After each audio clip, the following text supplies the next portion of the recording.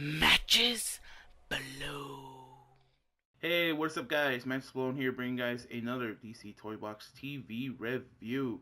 Today we're going to be checking out the New York Comic Con exclusive Pop Heroes Suicide Squad number 147, The Joker Grenade.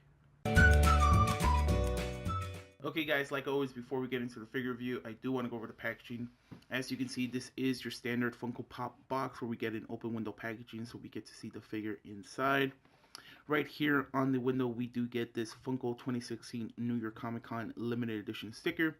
Basically, what this means is that this figure was first available exclusively to New York Comic Con.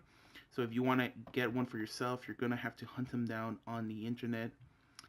Up top, we get a Pop Heroes logo, as well as a Suicide Squad logo, and the number 147. The Joker Grenade from the Suicide Squad film is the 147th figure of the overall Pop Heroes line. Right here on the corner, we do get this really cool cartoony image of the same figure inside. Across the bottom, we get to read the Joker, and Grenade is in parentheses to kind of differentiate the different versions of the Joker.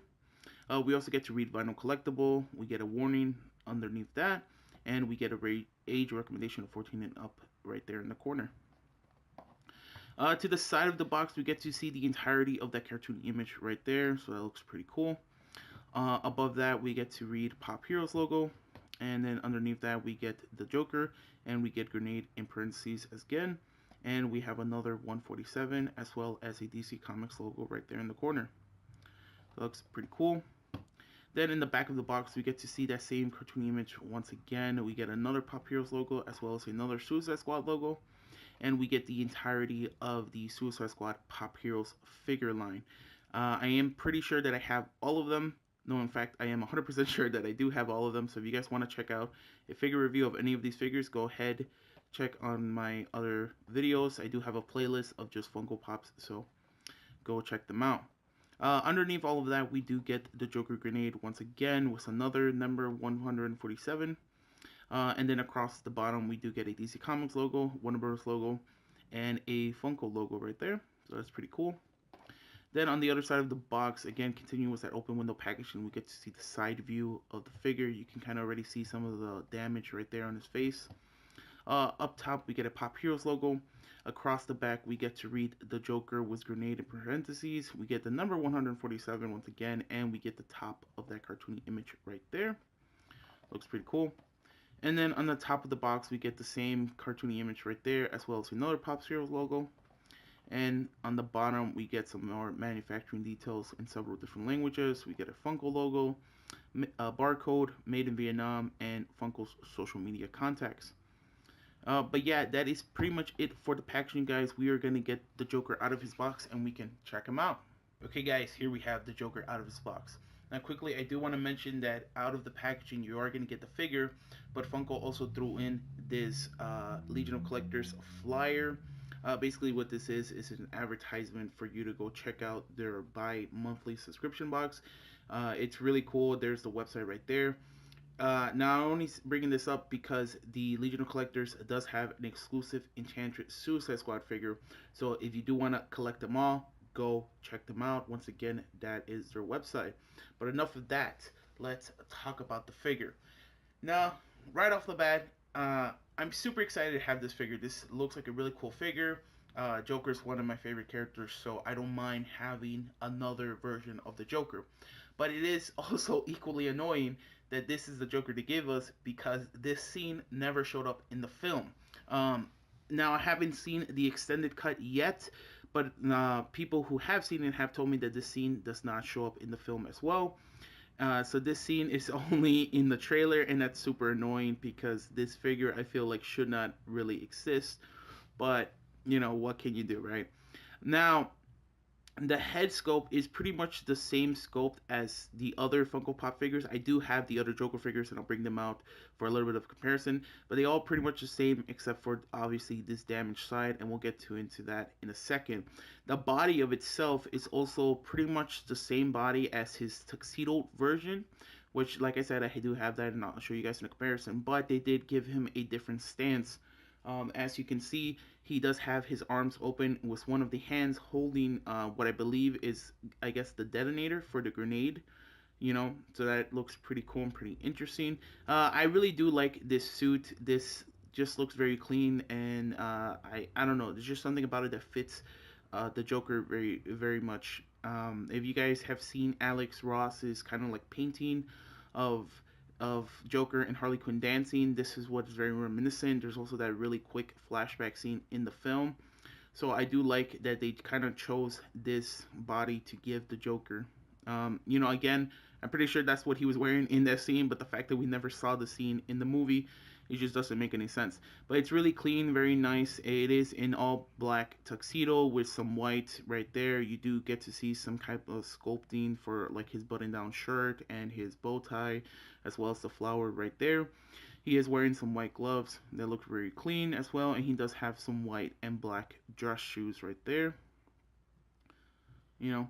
Now, the only complaint I have, and really it's only a complaint because of the figure, is that there seems to be some type of kind of like glue residue right there. So there's a little bit of gunk. I don't think the camera's picking it up too well. Now, the only reason I'm bringing that up is simply because this is a New York Comic Con exclusive figure. And I feel like the quality for these figures should be so much higher because, you know, the fact that they're not readily available at, let's say, a Toys R Us or a Target, these automatically become rare figures, and I think there should be a step above the average Funko figure. But aside of that, really, it's not a big deal. I'm glad that it's only in the back. You're gonna most likely kind of display him facing forward, so nobody's ever gonna notice him. But still, it is a minor complaint that I really wish Funko could get their act together and just, make sure to give us quality products every time you open a new figure, right? Now, like I said, the head sculpt is pretty much the same sculpt except for this damage area. Now, I really do like how they designed this damage area where it kind of looks like almost like a charcoal face. It seems to be very ashy and very dark, and they did give it kind of like these black spots or spotches just around this side to kind of really show the damage area. So I do like that. It does almost look like an explosion. So again, if it is a grenade that kind of damaged him, it makes sense the way they did it. And you can see that even though some of the black coloring kind of fades, you can see kind of like the back of the ear. That's just his regular skin complexion, and then the hair kind of starts to go to a normal. So I really do like the design of it. I really wish there could have been some more molding to kind of show an injured face. But I think what they did was really cool, and I really do like. It is a very unique thing to do with such a small figure. But yeah, at the back of the head, same hair sculpt. You can kind of see the kind of like the lining to show he has slick back hair, nice bright green. I also like that, and you see his ear right there. He does have some of his face tattoos. He does have damage across his forehead, and you do still see the J right there under his eye, so that looks really cool. He does have those scars, and he has his grill right there. I'm pretty sure this version of the Joker, the Suicide Squad version of the Joker, is the only Funko Pop that actually shows teeth. Every other Funko Pop pretty much doesn't have a face, doesn't have a mouth, or it's just smiling. So that's kind of cool and kind of interesting. He does have that red lipstick right there. So, um, and yeah, I mean, that's pretty much the only differences I see with the figure aside of the damage area and the different stance. He is pretty much just like the Tuxedo Joker. But like I said, I do have the other Jokers, so I'll bring them out for a bit of a comparison. Uh, Up first, we have the Suicide Squad Pop Heroes Joker right here. There's going to be a lot of them, so I'm going to try to get all of these in frame. And we have the Suicide Squad Boxer Joker right here. Fit them all. Let me see. And then we have the Suicide Squad Suit Joker. So we're going to bring him out right here. The whole frame is getting filled. And we have the Suicide Squad Tuxedo Joker right here. We'll put him off to the side. So here we have an army of Jokers. These are the 5 different versions of the Joker from the Suicide Squad film that you could pick up. There is actually a 6th version, but that's just kind of a metallic sheen type of paint version of the Boxer Joker right here. So these are the, quote unquote different versions of the Joker, but there is a 6th one if you are trying to collect them all. But yeah, I'm just gonna give you guys kind of like quick comparisons, of them all to give you an idea of how different he looks. Right off the bat, you could see that it's pretty much the same head sculpt except for the side of him right here. That's pretty much the only thing that's different. And then here we have this is just the standard Joker, but I like to call him the kind of like Arkham inmate or prison Joker, considering he's only wearing prison pants. So you can see the differences right there. Looks really cool. I gotta say this is probably one of my least favorite Jokers just because I don't like that plain back. But you could tell just how different it is. I do miss the tattoos right there. So we'll put him off to the side, and then here is the Boxer Joker. This is my favorite Funko Pop Joker from the Suicide Squad film. But again, you can see the differences right there. Looks really cool. Here we got the back, two different jackets. I love how this has kind of like the alligator print.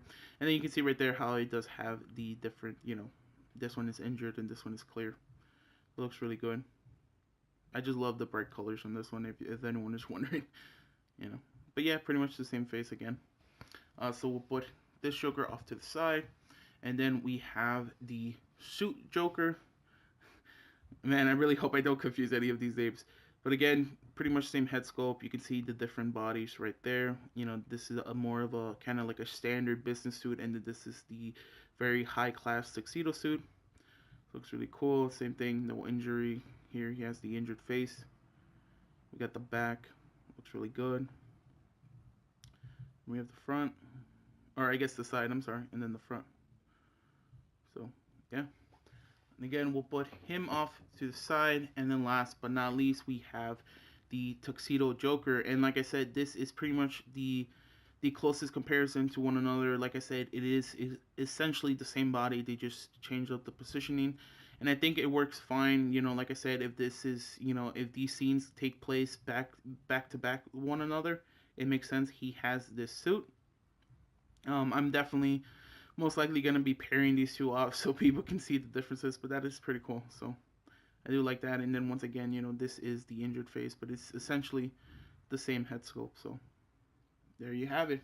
And yeah, that is pretty much my Suicide Squad Joker review. There's not much more I can say. I do really like the figure. It is super annoying that this scene technically doesn't exist in the film, but what can you do about it?